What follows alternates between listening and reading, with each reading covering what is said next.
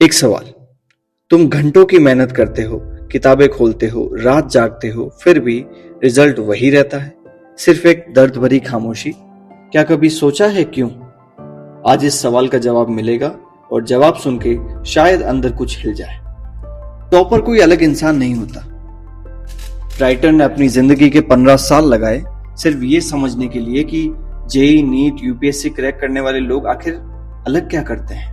उन्होंने 100 से ज्यादा टॉपर से बात की, उनके घर गए, उनकी आदत देखी और नतीजा, वो लोग ज्यादा होशियार नहीं थे, उनके पास कोई अलग दिमाग नहीं था।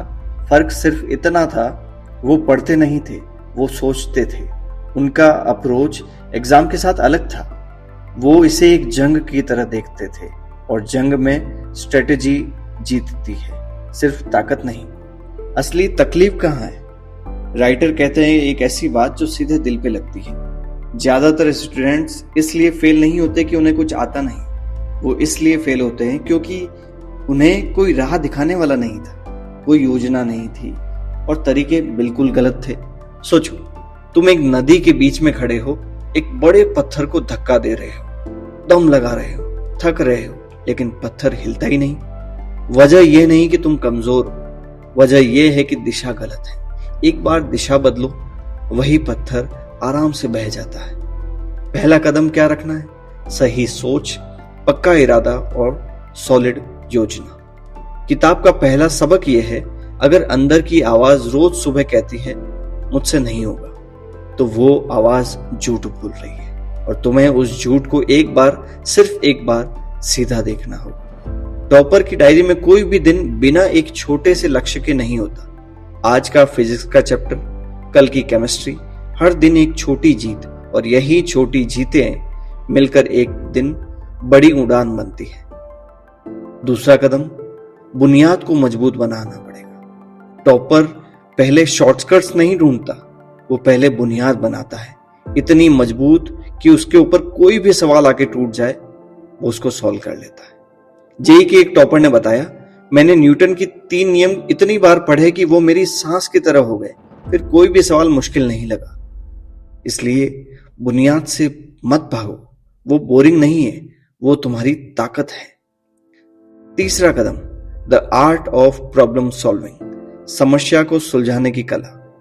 कॉम्पिटिटिव एग्जाम में सवाल सीधे नहीं आते, वो घूमते हैं, पलटते हैं, एक नई शक्ल में आते हैं। इसलिए राइटर का एक ही मंत्र है, जितनी तरह के सवाल देखो उतना ही माइंड ट्रेंड होता है। नीट की एक स्टूडेंट ने 3 महीने सिर्फ एमसीक्यू पैटर्न का स्टडी किया, उसकी एक्यूरेसी 60 से 85% हो गई। यही है मेहनत और समझदारी का संगम।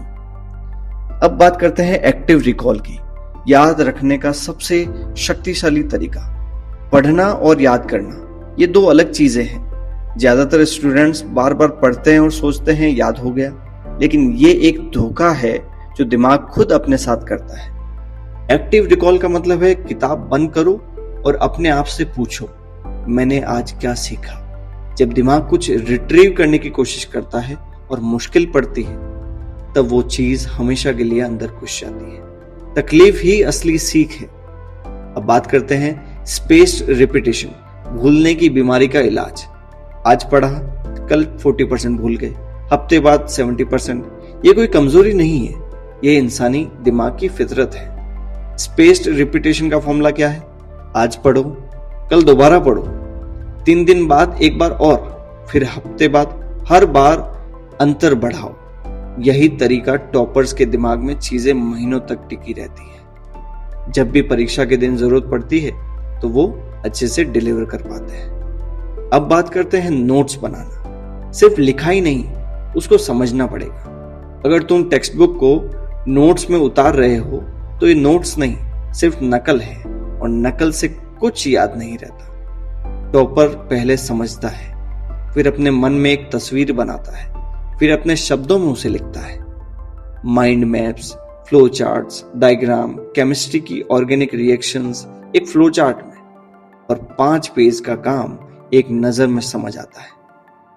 अब बात करते हैं टाइम मैनेजमेंट की। असली शुरुआत यहां से है। 24 घंटे सबको मिलते हैं, टॉपर को भी, तुमको भी। अंतर यह है कि टॉपर जानता है कि कब क्या करना है। पोमोडारो का राज। पोमोडारो एक टेक्निक है जिसमें 25 मिनट पूरी तरह से एक ही काम पर फोकस रहना पड़ता, फिर 5 मिनट रेस्ट लो। उससे क्या होगा, दिमाग फ्रेश रहता है, थकान नहीं आती। और अपना पीक टाइम पहचानो। जिस वक्त दिमाग सबसे तेज चलता है वो वक्त सबसे मुश्किल विषय के लिए रखो। ये था पहला भाग। दिमाग में कुछ भी बैठ गया हो तो रुको मत। Thank you.